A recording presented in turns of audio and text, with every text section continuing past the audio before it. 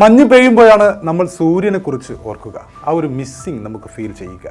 U miss the sun when it starts to snow. ഓസ്ട്രേലിയക്കെതിരെ ആദ്യ ടെസ്റ്റിൽ ഇന്ത്യൻ പ്ലേയിങ് 11 കണ്ടപ്പോൾ ഇന്ത്യയുടെ ബാറ്റിംഗ് നിരയുടെ ആദ്യ ഇന്നിങ്സിലെ ദയനീയ പ്രകടനം കണ്ടപ്പോൾ നിങ്ങൾക്ക് ആരെയൊക്കെയാണ് ഈ ഇന്ത്യൻ പ്ലേയിങ് 11-ൽ മിസ്സായതായി തോന്നുന്നത്? ഇന്ത്യൻ 11-നെ കണ്ടപ്പോൾ എന്താണ് നിങ്ങളുടെ മനസ്സിലെ പ്രധാനപ്പെട്ട വികാരം? അത്ഭുതമോ, അറിവോ, രോഷമോ, അല്ലെങ്കിൽ ദയനീയതയോ, കൗതുകമോ? എന്താണ് ആ വികാരം?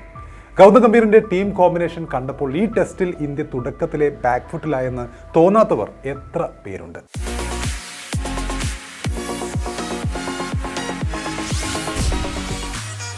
ടോസ് നേടിയ ഇന്ത്യൻ നായകൻ ജസ്പ്രീത് ബുംറ ആദ്യം ബാറ്റ് ചെയ്യാൻ തീരുമാനിക്കുകയായിരുന്നു. ബുംറയാണ് ക്യാപ്റ്റൻ രോഹിത് ശർമ്മയുടെ അഭാവത്തിൽ. ടീമിൽ ഒരുപാട് സർപ്രൈസുകൾ ഒളിപ്പിച്ചായിരുന്നു ഈ പ്ലേയിങ് 11 പ്രഖ്യാപിച്ചത്.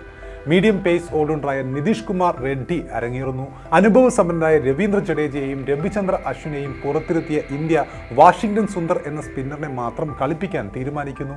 സർഫറാസിന് പകരം ധ്രുവ് ജുറേൽ ടീമിലെത്തുന്നു. ദേവ്ദത്ത് പടിക്കൽ വൺ ഡൗണായി എത്തുന്നു. കഴിഞ്ഞ ടെസ്റ്റുകളിൽ അവസരം കിട്ടിയപ്പോഴെല്ലാം നന്നായി പന്തെറിഞ്ഞ ആകാശ് ദീപിന് പകരം ഹർഷിത് റാണ എന്ന കൊൽക്കത്തൻ ബോളർ അരങ്ങേറുന്നു. KKR bowler. ഇന്ത്യ ഇതുവരെ ഒരു ജയം മാത്രം നേടിയ പെർത്തിൽ ഇത്തവണ വലിയ അത്ഭുതം ടീം പ്രതീക്ഷിക്കുന്ന സമയത്താണ് ഇങ്ങനെയുള്ള പ്ലേയിങ് 11. ഇവരൊക്കെ മികച്ച കളിക്കാരാണെങ്കിലും ടീം കോമ്പിനേഷനിലെ ആ ഒരു എക്സ്പീരിയൻസ്, അനുഭവ സമ്പത്ത് അവിടെ ഇല്ലാതാവുകയായിരുന്നു.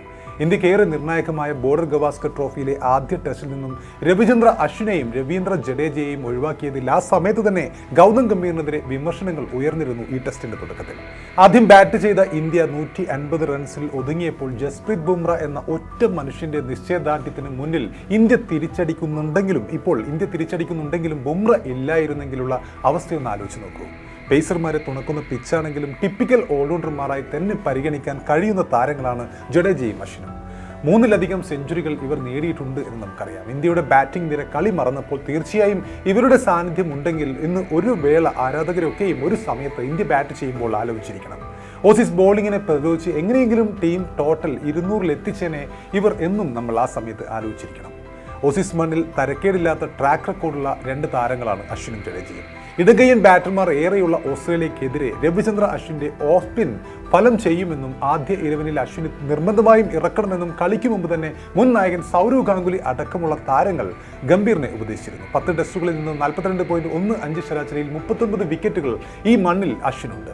അതുപോലെ 4 ടെസ്റ്റുകളിൽ നിന്നും 21.78 ശരാശരിയിൽ 14 വിക്കറ്റുകൾ ജഡേജയ്ക്കുമുണ്ട്.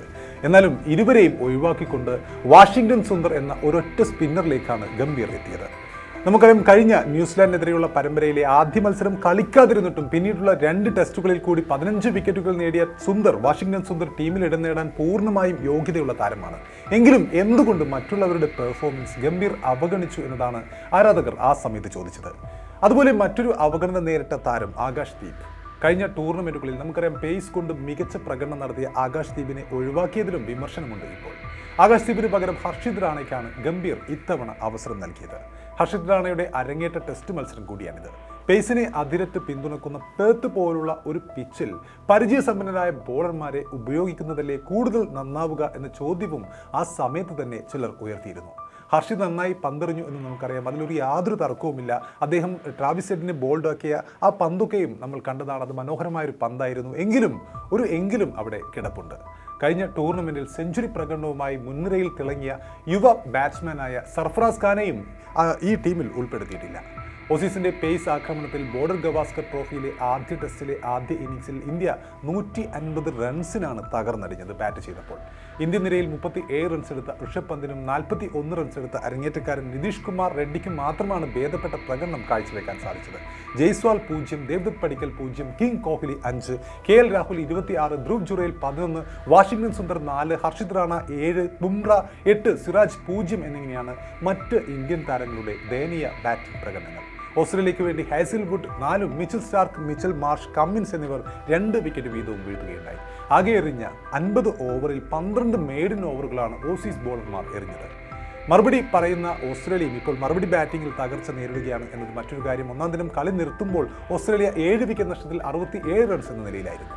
ഇന്ത്യയുടെ ഒന്നാം ഇന്നിംഗ്സ് സ്കോറിന് ഒപ്പം എത്താൻ അവർക്ക് 83 റൺസ് കൂടി വേണം എന്ന നിലയിലായിരുന്നു. 19 റൺസ് എടുത്ത് പുറത്താകാതെ നിന്ന അലക്സ് ക്യാരിയാണ് ആ സമയത്ത് ഓസ്ട്രേലിയയിലെ ടോപ്പ് സ്കോററായി നിന്നിരുന്നത് ഒന്നാം ദിനം. ഓസീസ് ബാറ്റിംഗ് നിരയും നിരാശപ്പെടുത്തി എന്ന് നമുക്കറിയാം. Usman Khawaja 8, Nathan McSweeney 10, Marnus Labuschagne 2, Steve Smith 0, Travis Head 11, Mitchell Marsh 6, Pat Cummins 3 എന്നിങ്ങനെയാണ് ഓസ്ട്രേലിയൻ നിരയിലെ മറ്റ് താരങ്ങളുടെ സ്കോറുകൾ. ഇന്ത്യക്കായി ബുംറ 4 വിക്കറ്റ് വീഴ്ത്തുകയുണ്ടായി. മുഹമ്മദ് സിറാജും 2ഉം അതുപോലെ ഹർഷിദ് റാണ 1 വിക്കറ്റും വീഴ്ത്തുകയുണ്ടായി. അപ്പോൾ ഈ പ്രകടനം നോക്കുമ്പോൾ ഏതായാലും ഈ പ്രകടനം നമുക്കറിയാം സ്ഥിരം നായകൻ രോഹിത് ശർമ്മയുടെ അഭാവത്തിലാണ് ഇന്ത്യൻ ടീം ഇങ്ങനെ കളിച്ചത് എന്നത് ഇന്ത്യയെ സംബന്ധിച്ചിടത്തോളം ഏറെ പോസിറ്റീവാണ്. പ്രത്യേകിച്ചും ഈ ഒരു തിരിച്ചടി. രോഹിത് ശർമ്മയുടെ അഭാവത്തിൽ ഇന്ത്യയെ ബുംറയാണ് ഈ പെർത്തിൽ നയിക്കുന്നത് എന്ന് നമുക്കറിയാം.